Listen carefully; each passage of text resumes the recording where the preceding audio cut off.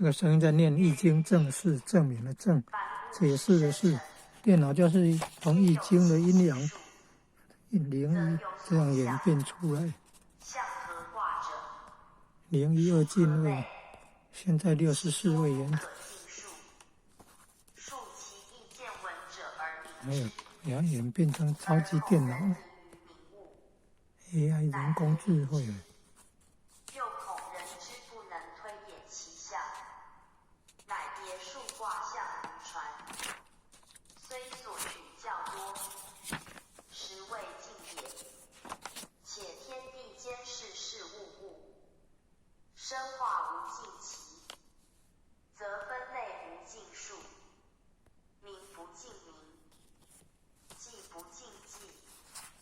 由其化合而得者，则自其所合之象得之；由其化分而来者，则自其所分之象分之。